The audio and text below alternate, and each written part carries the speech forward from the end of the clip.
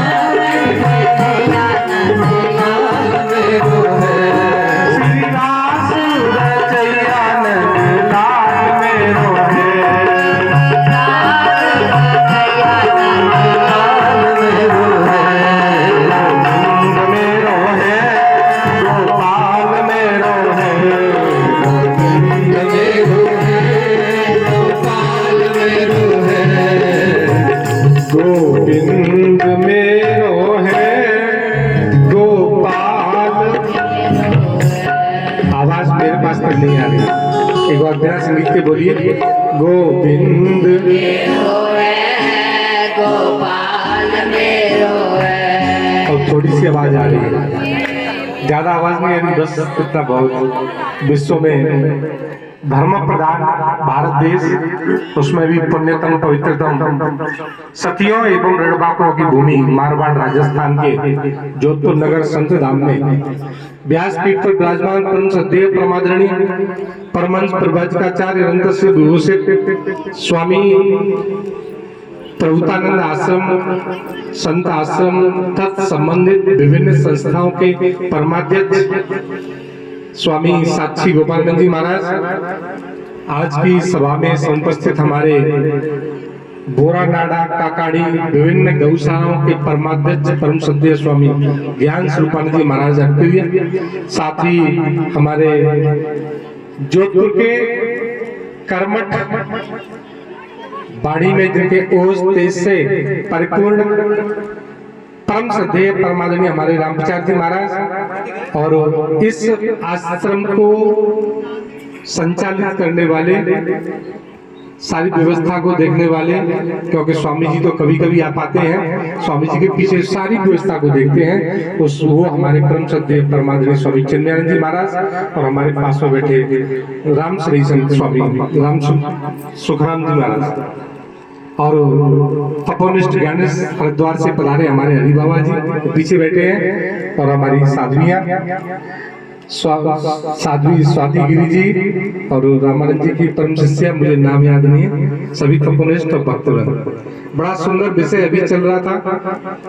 हमारे स्वामी राम विचार जी महाराज ने, स्वामी चिन्मयानंद जी महाराज ने बड़ी सुंदर सुंदर विचार रखे, बड़ा अच्छा लगा। संत महिमा के ऊपर, संतों की महिमा का कोई पार नहीं पा सकता, न आज तक कोई पा पाया है। लेकिन उससे पहले संतों की परंपरा का हमें ज्ञान होना बहुत जरूरी है, क्योंकि संतों की परंपरा का ज्ञान नहीं होगा तो जो राम विचार जी कह रहे थे हम भटकते क्यों हैं, भटकते चले जाएंगे।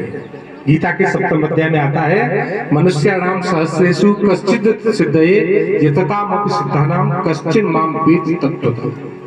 कहीं हजारों लाखों करोड़ों में एक व्यक्ति परमार्थ पथ पर चलता है, भक्ति के मार्ग पर चलता है, और चलने के बाद यदि ऐसे हजारों को इकट्ठा किया जाए तो उनमें से एक व्यक्ति तत्व सिद्धि को प्राप्त कर पाता। ये मैं नहीं कह रहा हूं, गीता कह रही है।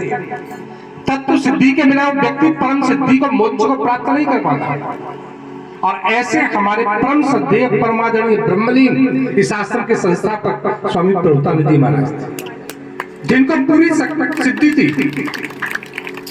मैं एक प्रश्न कर लेता हूं सभी से, और मैं प्राय किया करता हूं। सबसे पहले जिधर मैं पूछूंगा उधर ही उत्तर देंगे। मुस्लिम धर्म का मुख्य ग्रंथ क्या है? इधर से पहले, मुस्लिम धर्म का मुख्य ग्रंथ क्या है बताइए।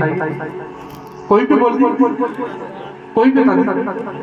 कुरान। इधर से कुरान, पीछे से कुरान। अब मैं पूछता हूँ ईसाई धर्म का मुख्य ग्रंथ क्या है? इधर से बाइबल, इधर से पीछे से बाइबल। सिख धर्म का मुख्य ग्रंथ क्या है? गुरु ग्रंथ साहब। चारों तरफ से आवाज आ रही है, तो माता हरियाणा से आई है, उन्हें ज्यादा पता है। अब मैं जिधर पूछूंगा वही से जवाब आएगा। हिंदू धर्म का मुख्य ग्रंथ क्या है? प्रश्न समझ लिया ना? हिंदू धर्म का मुख्य ग्रंथ क्या है? पहले इधर से जो आपको पता हो वही जवाब देना। गीता, इधर से गीता, इधर से जो या अपने को आता हो वही जवाब देना है, सुन के नहीं। पीछे से, पीछे से गीता, इधर से भागवत, पीछे से रामायण, उधर से शिवपुराण जी, भागवत गीता। हमारे देश का, हमारी संस्कृति का सबसे बड़ा दुर्भाग्य यही है। इससे बड़ा कोई दुर्भाग्य दूसरा नहीं हो सकता। जब मैंने मुस्लिम धर्म की बात की तो सबकी एक आवाज कुरान, एक आवाज थी, या दूसरी आवाज भी थी। जब मैंने ईसाई धर्म की बात की तो उस समय सबकी एक आवाज बाइबल। जब मैंने सिख धर्म की बात की तो सबकी एक आवाज गुरु ग्रंथ साहिब। लेकिन जब मैंने अपने ही घर की बात की, अपनी ही संस्कृति की बात की, अपनी ही मिट्टी की बात की, अपने ही देश की बात की, जिस मिट्टी में हम पले बड़े हैं, उस मिट्टी को, अन्न को खा करके हम इतने बड़े हुए हैं, उस मिट्टी की कोई बात नहीं। अब 2 मिनट, अब मुझे बोलने दीजिए, उसके बाद फिर आपको समझ। जिस मिट्टी में हम जन्मे और बड़े पले हैं, उस मिट्टी के धर्म ग्रंथ का हमें पता नहीं। जिस संस्कृति में हम पले बड़े, उस संस्कृति के मूल ग्रंथ का हमें पता नहीं है। कल आपके बच्चे आपसे पूछे कि दादाजी हमारा मूल ग्रंथ क्या है, तो यही गलत शिक्षा देंगे। कहीं से रामायण, कहीं से गीता, कहीं से भागवत, कहीं से हनुमान चालीसा, कहीं से दुर्गा सप्तशती, कहीं से शिव चालीसा, कहीं से कितनी आवाजें आती है। हम दूसरे धर्म पर एक मत हैं,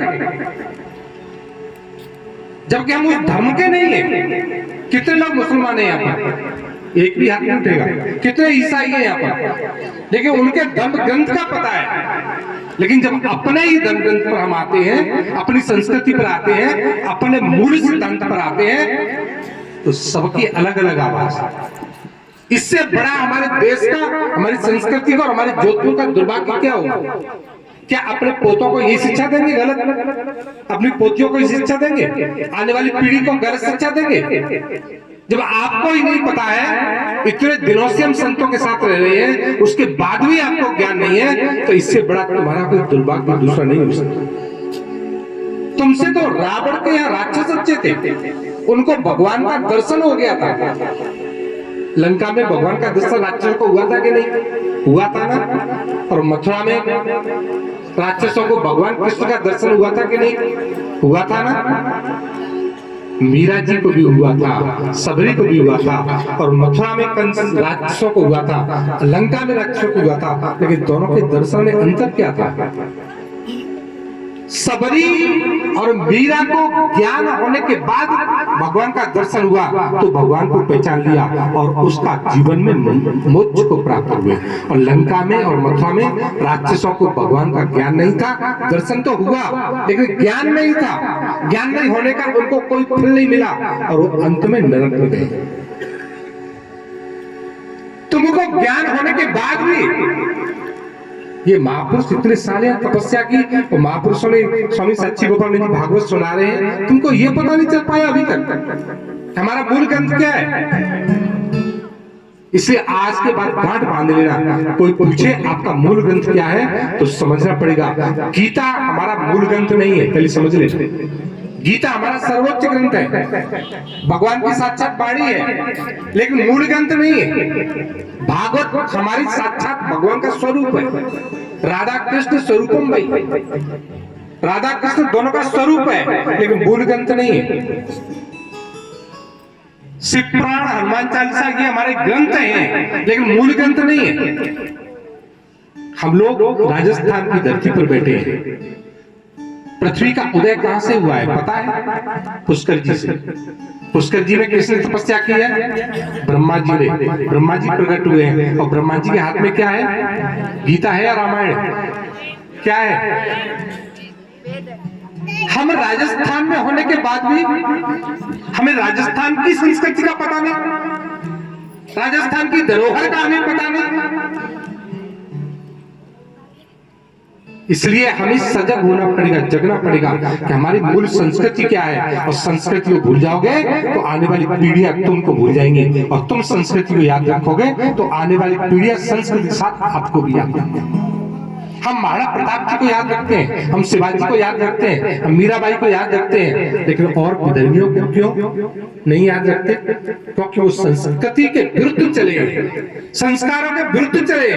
तो संस्कृति और संस्कार को लेकर के चला है, उसी को हमारी आने वाली पीढ़ियां याद करती हैं। और संस्कार संस्कृति को लेकर के नहीं चलेंगे तो कोई भी हमें आने वाले युग में याद नहीं करेगा। हम क्या शिक्षा दे पाएंगे आने वाली पीढ़ी? इसलिए जरूरी है, आज समय भी कम है और मैं स्वामी साक्षी गोपाल जी महाराज को बहुत बहुत शुभकामनाएं बधाई देते हुए कि हमारा मूल ग्रंथ गीता नहीं है, गीता सर्वोपरि ग्रंथ है। भागवत हमारे सर्वोत्तम ग्रंथ है, रामचरित महाराज बहुत सुंदर ग्रंथ है, सब हमारे अच्छे ग्रंथ है, लेकिन मूल ग्रंथ हमारा वेद, जहाँ से हम निकले, जहाँ से हमारी संस्कृति निकली है, जहाँ से प्रकृति निकली है, पूरा ब्रह्मांड निकला है, पूरा विज्ञान निकला है, वो वेद हमारे मूल ग्रंथ। और स्वामी साक्षी गोपाल जी महाराज को बहुत बहुत शुभकामनाएं देते हुए कि उन्होंने बहुत अच्छे तरीके से सभी संस्थाओं को संभाला है और इसी तरह वो आगे भी संभालते रहे, इस शुभकामनाओं के साथ। और जिनका आज निर्वाण दिवस है उन स्वामी प्रभुपाद जी महाराज के चरणों में बार बार साष्टांग दंडवत करते हुए आप सबको बहुत बहुत धन्यवाद, बधाई। आपने भागवत सुनी तो भागवत सुनने के बाद उसको जीवन में उतारेंगे और महाराज श्री के जो वचन थे उनके ऊपर चल करके अपने जीवन को कृतार्थ करेंगे, मुक्ति को प्राप्त करेंगे, मोक्ष को प्राप्त करेंगे। इसी आशा और विश्वास के साथ वाणी को विराम देता हूँ। ओम शांति शांति। बोलो सदगुरुदेव भगवान की जय।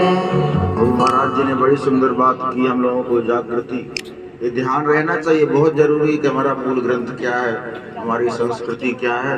अब टाइम हो गया है, लेकिन हमारे जो ट्रस्टी हैं